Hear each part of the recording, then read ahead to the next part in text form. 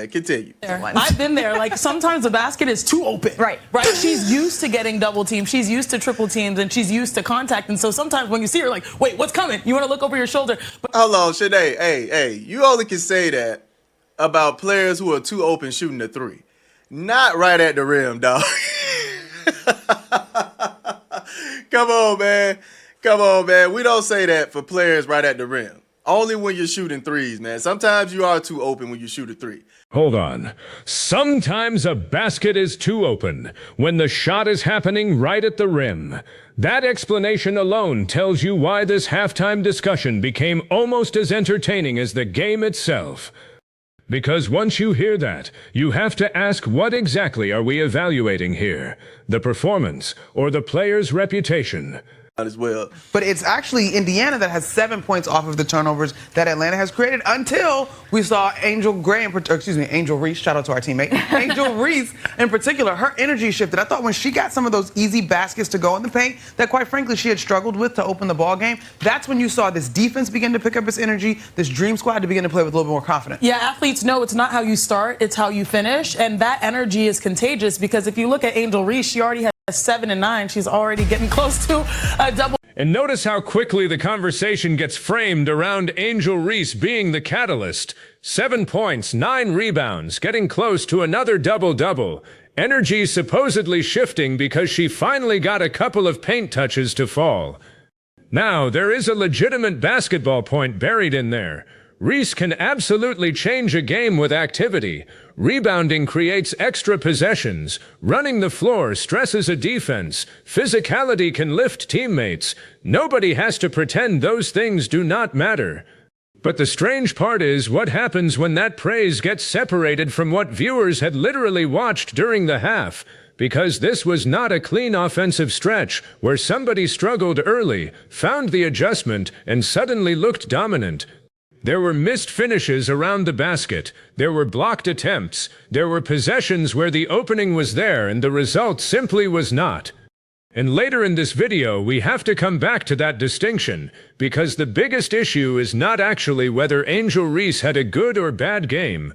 The bigger issue is what happens to sports analysis when broadcasters start explaining away mistakes differently depending on whose mistakes they are. Plays, you see Caitlin orchestrating. It's like both sides are leaning into their strengths on this one. Let's go back to Angel really quickly, though, because she was part of the catalyst that you saw to be able to change things around. And she said to Holly, I just feel like I needed to take a deep breath and maybe stop overthinking some of these. Oh, I've been there. Before Shanae answered, y'all saw how Shanae was like,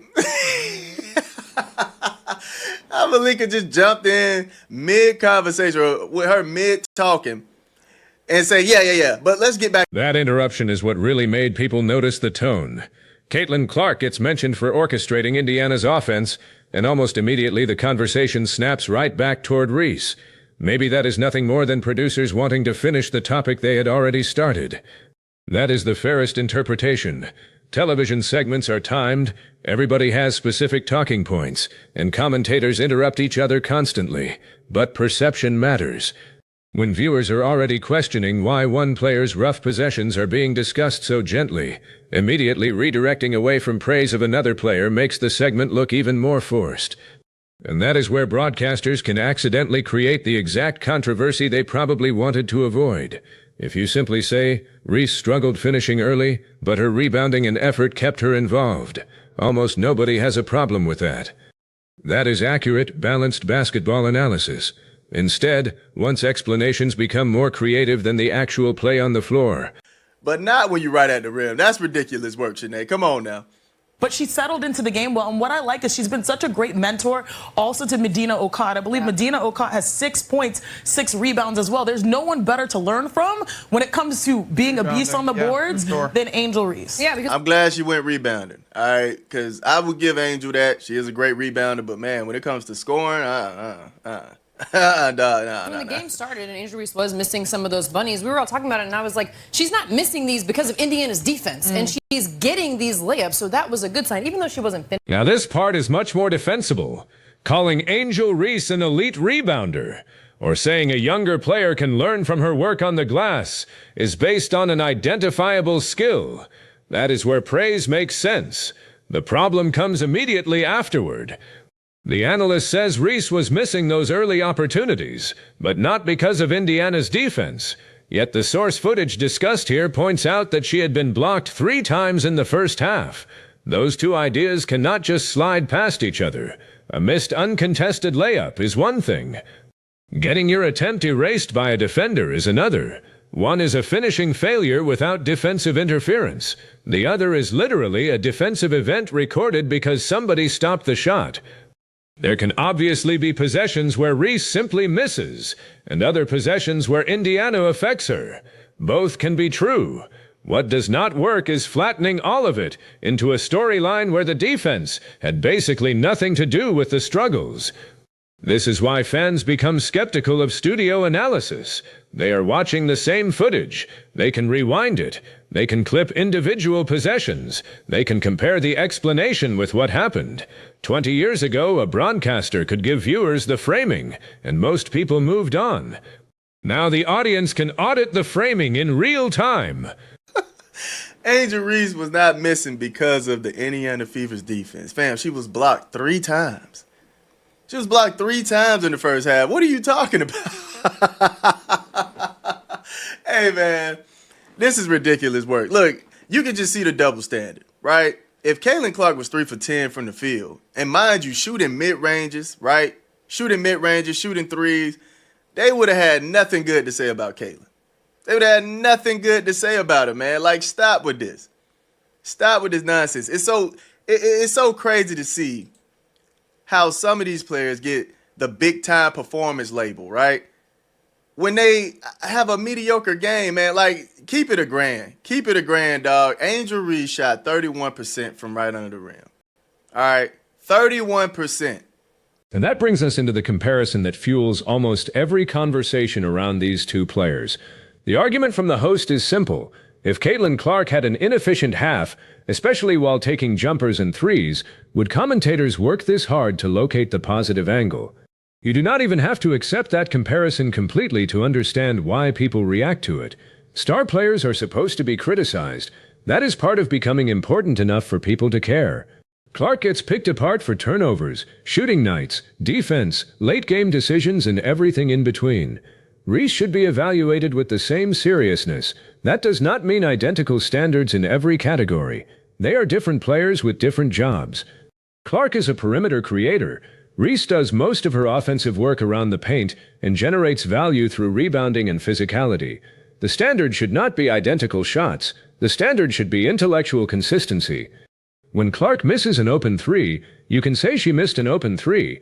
When Reese misses near the rim, you can say she missed near the rim. You can then explain the rest of their impact without pretending the miss somehow was not a problem.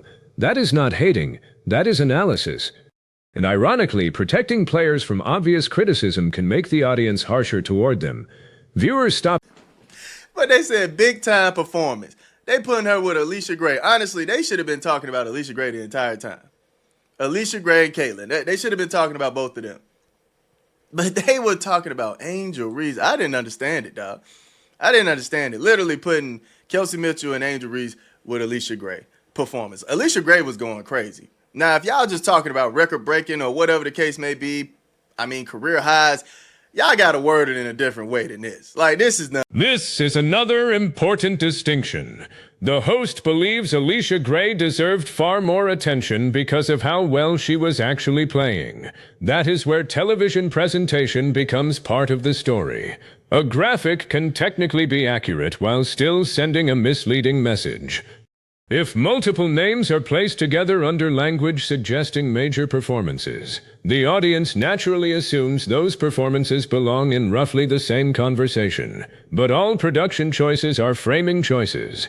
Who gets featured? Whose statistic becomes the headline?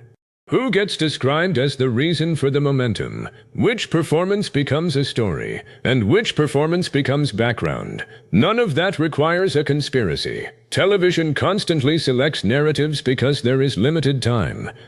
But those selections still deserve criticism when they appear disconnected from what happened. And for Reese specifically, the most useful coverage would probably be tougher, not softer. She already has a clearly valuable NBA-level skill set in rebounding and possession generation. The compelling question is whether the finishing touch and offensive efficiency will rise enough to complement those strengths. That developmental question is far more interesting than endlessly celebrating another double-double, as though counting totals automatically answers everything. Hey, man, this might be the greatest meme ever right here, dog. I can't hold you. I can't hold you, man. I was looking at this last night. I said, dog, just watch how she walked by. Just diabolical work. Watch this. Look at this.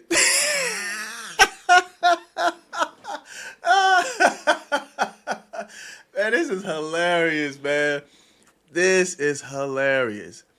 My goodness. Then came the moments that turned into pure social media fuel.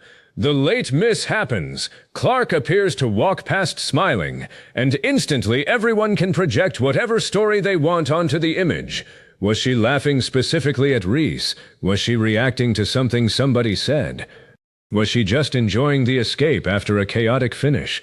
A short clip does not prove somebody's internal thought process, but you already know why the image traveled. Clark and Reese have been linked in the public imagination for years. Every look between them becomes evidence. Every hard foul becomes personal. Every celebration becomes a statement. Every camera angle becomes a meme. And that rivalry narrative is powerful because people are rarely discussing only basketball anymore. They are discussing fandom, media treatment, popularity, fairness, and who they think represents the future of the league. That is why one facial expression can generate more conversation than 10 possessions of actual basketball. The better move is to enjoy the meme without pretending the meme can read minds. Oh, man. But let's talk about how they were throwing life jackets out there for the Atlanta Dream. Throwing life jackets out there for them, man. Trying to make sure they stay in this game. They literally called this a foul. Fever challenged, and they still lost. Like, I'm like, yo, what in the world? Where's the foul?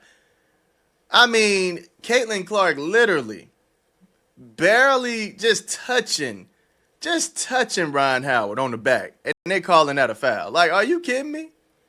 Now the story shifts completely because officiating becomes the next source of frustration. The play being questioned here is the foul involving Caitlin Clark and Ryan Howard. The Fever challenged it, and the ruling still stood. From the host's perspective, the contact on Howard's back looked minimal, and Howard was already drifting sideways. That is his interpretation of the play. And close calls like this are where basketball becomes maddening because fans are looking for one obvious piece of contact, while officials may be evaluating the entire sequence: body position, displacement, contact before the release, landing space, and whether that contact affected the shooter. A failed challenge does not automatically prove the original call looked obvious. It means officials concluded there was not sufficient basis under the replay standard to overturn it. But this call becomes much more controversial because it did not happen in isolation. Once fans believe the whistle has become inconsistent, every following decision gets added to the same mental file. That is how trust disappears during a game, not necessarily because every call is wrong, but because viewers stop understanding her own. Then we had Ryan come behind after the call, after the challenge was unsuccessful, and try to make sense of how Ryan Howard kicked Caitlin's inner thigh and called that a foul on her. That does not make any sense, Ryan. Like, come on, man. Come on, man. She was fading to the side on her own. Then he's talking about that little kick to the leg right there.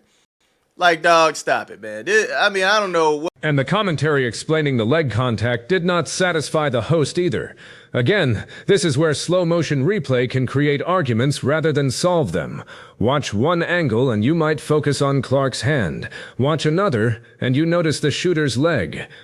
Freeze one frame and everything looks dramatic. Let it run at full speed and the sequence can feel completely different. That is precisely why consistency matters so much. Players adapt to whatever officials allow. If light contact is going to be called, fine. If the game is going to be physical, fine. What players and viewers hate is when the boundary seems to move possession by possession, because this game already... It was ridiculous work. Then we saw this play right here. Angel put the hand to the throat on Caitlin. I don't know what Angel got going on, man, but she's been having some crazy plays. She's been looking like Dejanay lately. She's been looking like Dejanay. She's been slapping people, throat chopping. Look at this. Right in the throat, throws Caitlin back, going for the rebound. And Caitlin like, dang, man, y'all gonna call that? Look, she's like, what in the? She hit me in the throat. Look, watch. Hitting her in the throat, dog. And this is where the criticism toward Reese becomes much more serious than missing layups. The replay shows contact around Clark's neck or throat area while they are battling for rebounding position. The host characterizes it as Reese hitting Clark in the throat. Intent is something we should be careful about assigning from a replay alone. Basketball underneath the rim is messy. Arms get tangled. Players are tracking the ball while trying to establish position. But whether intentional or accidental, contact around the head and neck area deserves attention.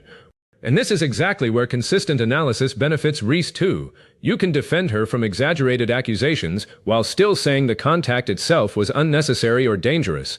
Those are not contradictory positions. Fans often get pushed toward extremes where they either have to call somebody dirty or pretend nothing happened. There is a middle position. Evaluate the play itself, acknowledge the contact, and avoid pretending we know what was going through the player's mind. The league is better served when that standard applies to everybody.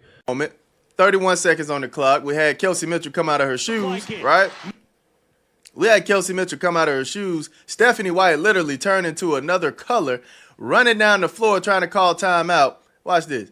She comes, now I don't have it in this angle, but right here at this moment, Stephanie White is literally sprinting down the floor, calling timeout. She's trying to call timeout. None of the refs are paying attention to it. 6 seconds on the clock. They waited until she had the Indiana Fever had 4 seconds on the clock to call the timeout. Now watch the clock issue, because this is the kind of sequence coaches absolutely lose their minds over. Kelsey Mitchell loses a shoe, Stephanie White is trying to get the timeout, and according to the host, several seconds run before officials finally recognize it.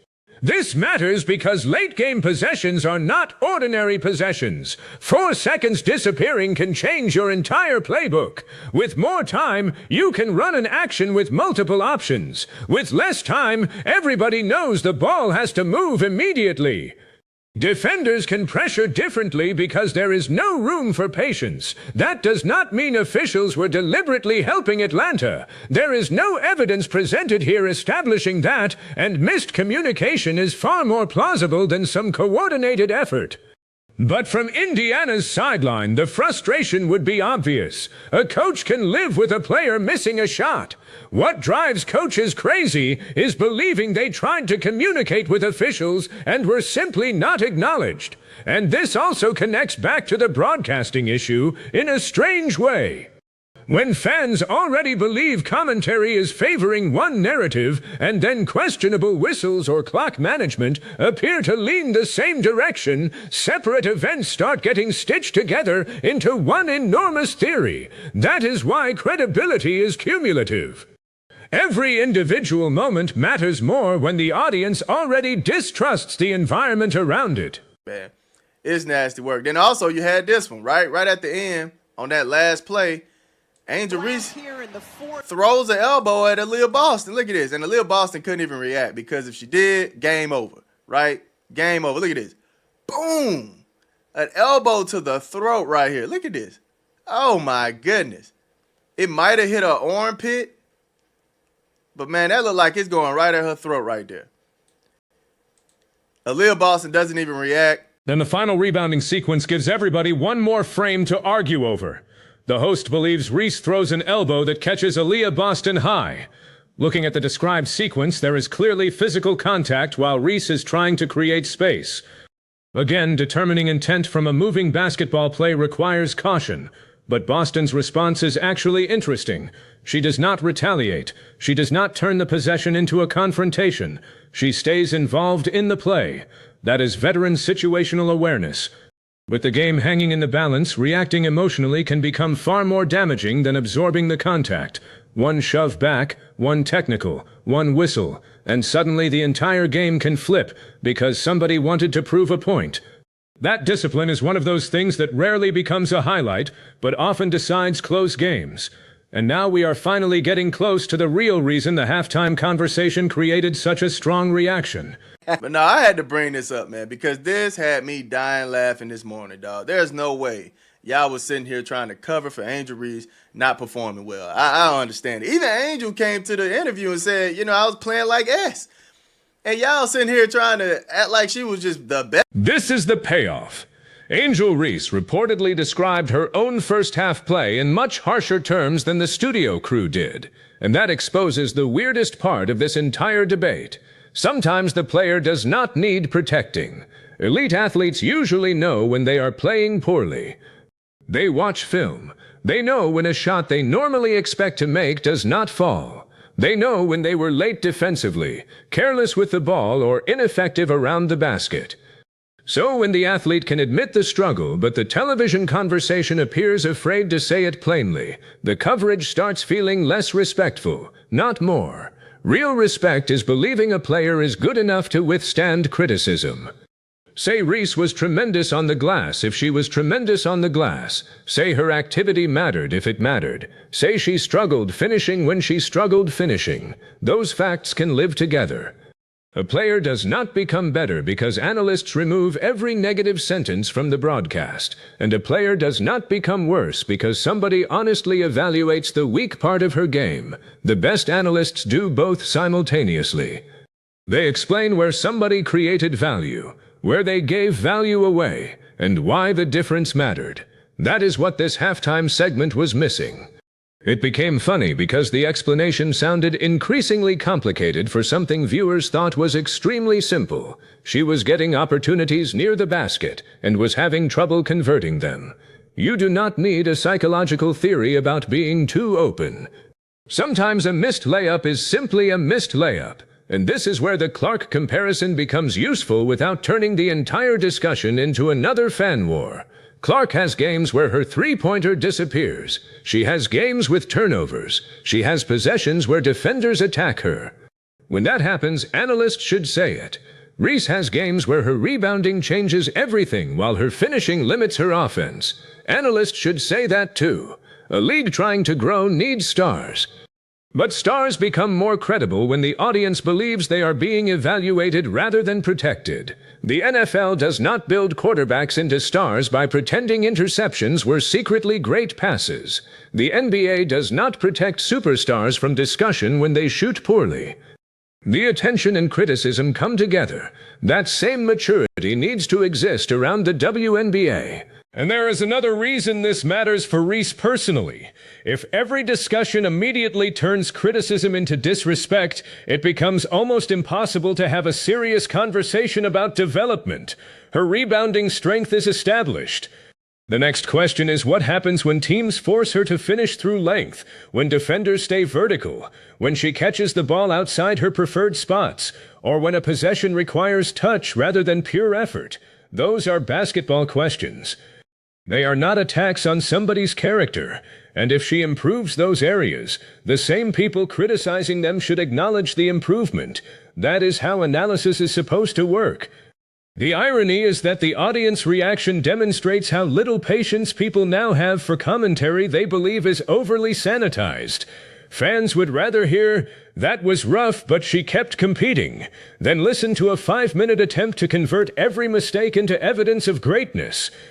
Because once the audience senses that everybody on television is obligated to arrive at the same positive conclusion, the analysis stops feeling useful.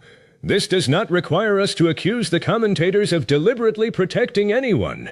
We cannot know their motives from one segment. They may genuinely believe Reese's energy was a catalyst. They may genuinely value the rebounding enough to overlook the finishing. They may simply have wanted to highlight the adjustment after a bad start. All of those explanations are possible. But viewers are allowed to disagree with the analysis, and in this case the disconnect between the praise and the possessions on screen became the story, not the missed shot, not the meme, not even the officiating. The story was the gap between what fans believed they saw and what they were being told they saw. That gap is dangerous for any sports broadcast because credibility is the entire product. Once viewers stop trusting the analysis, every compliment sounds promotional, and every criticism sounds selective. The solution is not complicated. Praise what deserves praise. Criticize what deserves criticism. Separate intention from observable action. and apply the same intellectual standard whether the player is Caitlin Clark, Angel Reese, Alicia Gray, Kelsey Mitchell, or anybody else. Because the craziest possibility here is that both sides of the Reese debate keep making the same mistake. One side wants every bad possession to prove she cannot play.